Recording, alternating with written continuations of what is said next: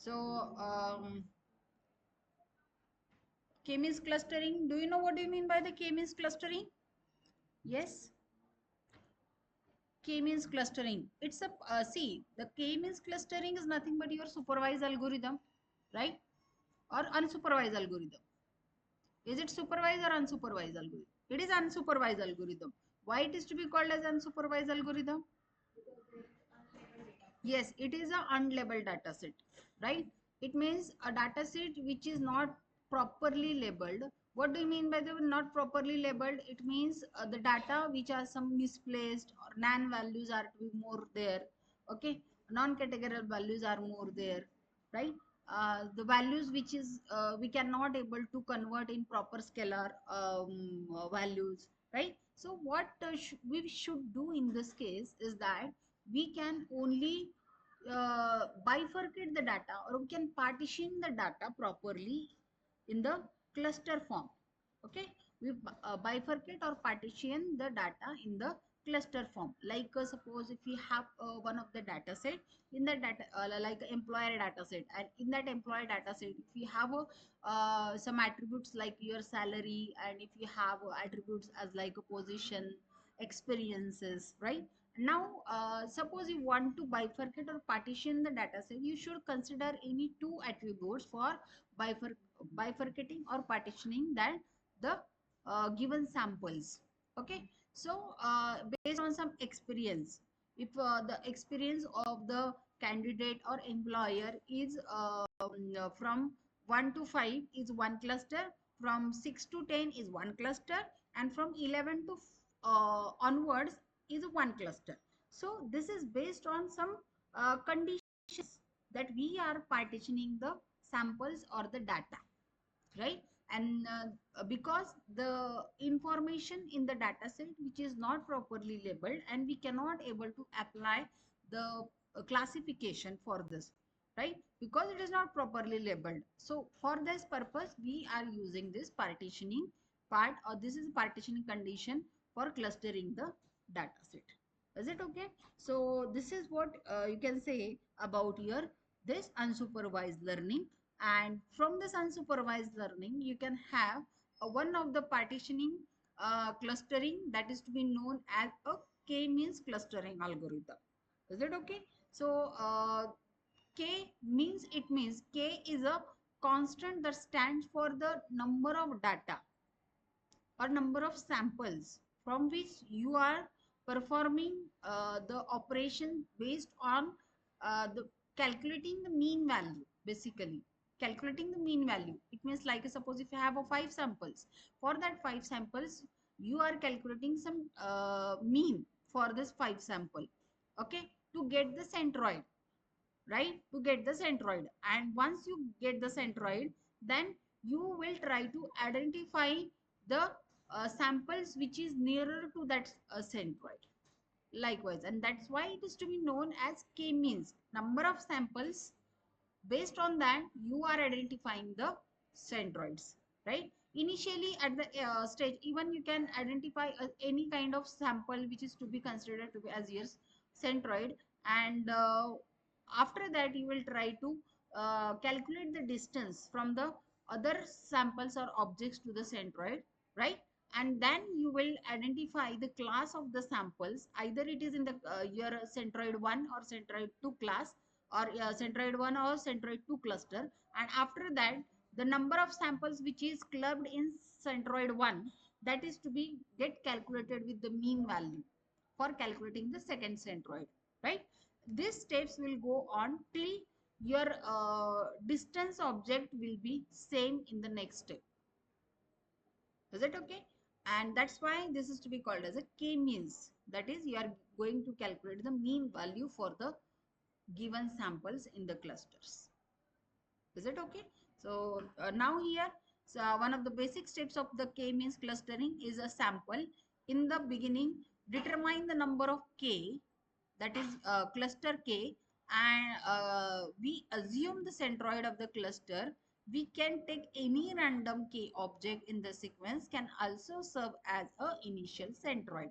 Now here in this, suppose if you have a number of samples, total number of samples, that is either 4 or 5, then you are considering any sample to be as a centroid, right? To be considered as a any centroid, that is randomly you are choosing a k object as a centroid. Is it okay? Are you getting this? Yes. Okay. So now basically here you can just consider the three steps in this. K means clustering. That first uh, step. See, when you are considering these three steps, in that this will be iterate until the it gets stable such a way that no object move a group. Are you getting?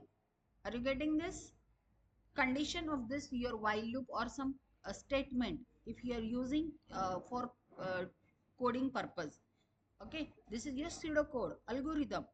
In this, suppose if you are considering to perform this algorithm, when and where you have to stop, आपको कहाँ रुकना है, ठीक है? So in this case, iteration to be follow such a way that your object distance or object is calculated, and objects should be verify your cluster first, and if the cluster is the same in the next step, that is no object move their group, no object should move their group. In that case you have to stop there. In that case you have to stop there. So this is your condition for performing these steps.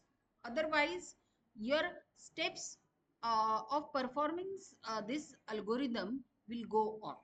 Okay. So तब तक ये steps आपको follow करने हैं जब तक ये condition meet नहीं करती है, ठीक है? So now first step is determine the centroid coordinate. Okay. So first step क्या है आपका कि आपको centroid लेना है, ठीक है? मतलब आपके पास में अगर कुछ सैंपल्स दिए हैं तो आपको उसमें से कोई भी एक सैंपल एज अ सेंट्रॉइड करके कंसिडर करना है, या दो सैंपल भी आप एज अ सेंट्रॉइड करके उसको कंसिडर कर सकते हो. So that depends on you that how many clusters you have to make. Either you have to make one cluster, two cluster or three cluster. Based on that you will identify your centroid.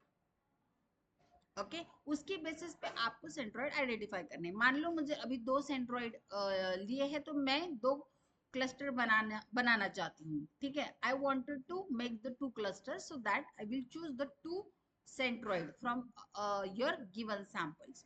So determine your centroid coordinate, determine the distance of the each object to the centroid.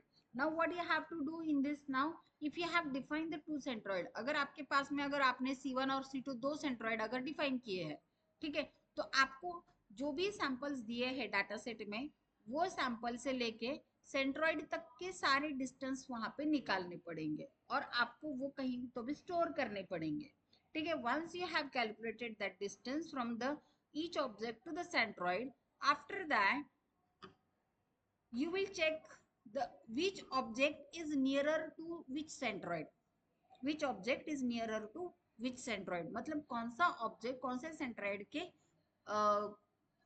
करीब है या उसके पास है, ठीक है? So in that case if centroid 1 is there and now sample 2 and 3 is nearer to your centroid 1, and sample 1 and 4 is nearer to your centroid 2, like that it may like that. Okay. So you are trying to identify the group of that object basically. So like here have four samples, 2 and 3 is belongs to your first centroid group, and 1 and 4 is belong to your centroid 2 group. So accordingly you can identify. Again the same step will be repeatedly again here these steps will be repeated till no object is moved to the other group. मतलब जब तक अगर आपके पास में centroid जब आपके पास में 2 और 3 आपका सेंट्रॉइड 1 में आ गया है, बराबर, तो क्या करोगे? और 1 और 4 2 में आ गया है, और जब आप सेम स्टेप्स फिर से रिपीट करते हो, ठीक है, again you will go for step 1 2 and 3 in the next step. Then again if your sample 2 belongs to your centroid 2 and 3 will be belongs to your centroid 2, again it will change. In that case अगर फिर से अगर ऐसा हो सकता है कि आपके जो पहले स्टेप में जो आए थे ग्रुप, वो अगर आपके सेकंड स्टेप में अगर नहीं आया है, अगर वो मूव हो गया है, तो फिर से आपका थर्ड स्टेप रिपीट होगा। Okay, are you getting what I mean to say? जब तक कि आपका जो सैंपल है वो अगर आपका ग्रुप चेंज नहीं करता है, तब तक आपको ये स्टेप फॉलो करना है। ठीक है, are you getting? Okay, so you have to follow the step till the no object should move to the other group, right? So this is what your three step. The flow chart is given over there. You can see the flow chart. Check your flow chart. Initially, you can start from choosing the centroid. Okay, based on that, how many clusters you have to prepare. Then you can, once you choose the centroid, calculate the distance object to the centroid. Now whenever you are calculating the distance object to the centroid, you can use any kind of distance calculation formula. There is no condition that you can use only the Euclidean distance or Hamiltonians. It's not like that. You can use any kind of distance object, distance calculation formula for calculating the distance of object of to your centroid. Now in this case, again, you can, once you calculated the distance of the object to the centroid, you will check the group of that object, uh, which follow in which centroid or in the which group. And that is, once you check it, that again you will identify your centroid by calculating the mean value of the samples which is belongs to your first group and second group. And based on that, again you are calculating the centroid, again following the same procedure, calculating the again distance object to the centroid, and again checking the group of that sample. This step will repeat it till the no object should move their group. Understand this? Then this is what your procedure, flow chart and procedure. Now you can have one sample example. यहाँ पे एक example दिया है. See here, there are only the 4 samples we have taken. कितने samples लिए यहाँ पे? 4 samples है. ठीक है, अब ये 4 sample है A, B, C and D. ठीक है, these are the medicines. Now the attributes are given for this medicine. That attributes are, this is a weight and this is your pH value. Okay, now some for this medicine, weight and pH value is given. In this, suppose if you are identifying a centroid for this, you can choose the any two centroid from this. Suppose you are considering A and B, these are the two centroid. In that case, you are writing this attribute with the value like a 1 1 and 2 1. So attribute value for your medicine A is a 1 1, and for medicine B it is a 2 1. Are you getting? So weight is your X and your pH value is the Y. Weight आपका क्या है? X है, और आपका pH value क्या है? Y. Okay, so here attribute is written X comma Y. Now first step, that initial value of the centroid which we have taken is that A and B sample is the first centroid, and for this you have taken this sample. Now see here, for this A medicine, this is a X and this is a Y. Okay, X and Y. So here I have written that your C1 which is 1 1 XY value, and C2 is your 2 1 value. Okay, is it visible to you? And we have drawn this graph for this 4 samples here. Even if you have 400 sample, देखो यहाँ पे मैंने 4 ही sample लिए हैं, पर अगर आप actual में कोई स्टैंडर्ड डाटा सेट यूज करते हो कैगल से या यूसीआई से, तो उसमें आपको 400 500 ऐसे सैंपल्स मिलेंगे. ठीक है, अब वो केस में जब आप प्लॉट करते हो, तो आप लोग मैट प्लॉट यूज करके प्लॉट करोगे, right? You are plotting the samples using the matplot library, and then you are plotting that with your attributes of X and Y, it will be visible like that. Okay, so here sample A, B, C, D, here it is visible like that. आप यहाँ पे इसको sample को इस तरह से देख सकते हो. ठीक है, you can see that samples over there, and here A and B is your centroid. A और B क्या है आपके? Centroid है. Is it okay? So now we are calculating the second step. So object to the centroid distance. Here we are calculating the object to the centroid distance. We can calculate the distance between the cluster centroid to the each object. Use the Euclidean distance formula for the same. Now you can have the one Euclidean distance formula that I have mentioned here. So when you are calculating the Euclidean distance formula, in that case you can calculate the distance matrix.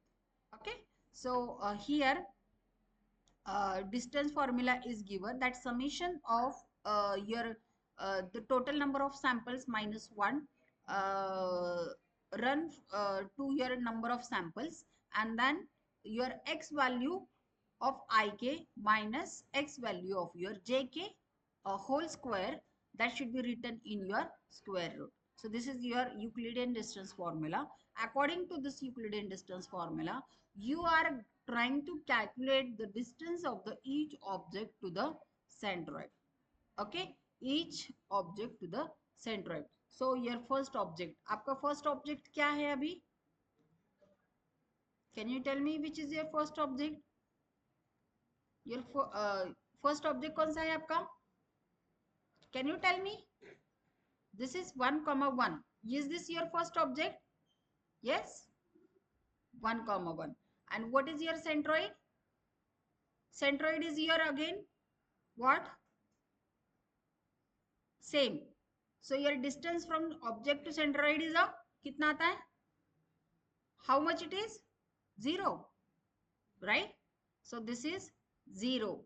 You can see here. This is 0. Now object 1 to the centroid 1. Centroid 1 is 1 1 and object 2 is a 2 1. So for this, if you are applying the Euclidean distance, in that case, you will calculate the value 1 for the same. Similarly, object 3. What is your object 3? 4 comma 3. Okay, you can see here. Your object 3 is a 4 comma 3 to C1 1 1. So 4 minus 1 whole bracket square plus 3 minus 1 bracket square, you will get this value as a 3.61. Similarly, 4 comma 3 to your centroid 2 distance. तो centroid 2 का distance यहाँ पे कितना आता है? देखो 4 minus 2 plus 3 minus 1 whole bracket square and the square root of that will be a 2.83. Okay. Similarly, you are calculating it for the object 4. किसके लिए कैलकुलेट करना है? ऑब्जेक्ट 4. तो ये सी के लिए हमने कैलकुलेट किया है, मेडिसिन सी के लिए. अभी सिमिलरली आपको किसके लिए कैलकुलेट करना पड़ेगा? मेडिसिन 4 के लिए. और जब आप मेडिसिन 4 के लिए कैलकुलेट करोगे तो यहाँ पे वो वैल्यू आएगी. मेडिसिन 4 के लिए सेंट्रोइड 1 डिस्टेंस आता है 5 और सेंट्रोइड 2 का डिस्टेंस आता है 4.24. So here we have calculated that, and after calculating it, we have got this distance matrix 0, 1, 1, 0, 3.61, 2.83, and 5 and 4.24. Now you will identify that which object is nearer to which centroid. कौन से object कौन से centroid की करीब है, ठीक है, या पास में है. सो यहाँ पे कौन से सैंपल्स किसके, कौन से सेंट्रोइड के मिनिमम डिस्टेंस में आते हैं वो आपको चेक करना है, ठीक है. सो यहाँ पे आप देख सकते हो that your 3 samples, that is your C, D and E. C, D and E, ये 3 सैंपल आपके सेंट्रोइड 2 में जाते, कौन से किस में आते हैं? 1 में. और एक सैंपल किस में आता है आपका? 1 ग्रुप में. Are you getting this? See here, when you are comparing this, then in that case your this 3 samples, that is your B, C and D will come in the which one group? अभी आपका centroid का group change हो जाएगा और 1 1 ये एक group में आता है और B C D एक ग्रुप में आता है. Okay, are you getting this? So you are trying to identify the cluster based on the minimum distance, and after that again your centroid will be changed. So A is assigned to your group 1, B is assigned to group 2, C is assigned to your group 2, and D is assigned to your group 2. So accordingly again you will repeat the step. by finding out the mean value of your group 1 and group 2. So group 1 में A है medicine और B में आपका B, C और D है. So you are calculating the mean value for this centroid 2, that is 245 divided by 3, 1 plus 3 plus 4 divided by 3, and you are getting the centroid 2, and centroid 1 will be the same, that is your medicine A. Understood? So your centroid 2 has been changed in the second step. Again, in the second step, you will try to identify the distance matrix for the each object to your centroid. Okay, so again you will try to get the distance object of the uh, each object to your centroid 1 1. Your centroid 1 and centroid 2 will be changed for the group 1 and group 2, and again you will identify the distance matrix for the same. So in that case, again when you are identify the distance matrix, देखो D1 आपका D1 जो है, now you can move to your D1 distance matrix D1. In that you will find out the value after finding out the Euclidean distance from the each object to the centroid. At that stage you will get these values, and you will get the two groups again, that A and B is in one group and C and D is in another group. In that case, in the fourth step, maybe your sample group will not be changed, and A and B will belongs to your first group, and C and D will belongs to your second group. So accordingly you will find out the group of your sample here using your k-means clustering.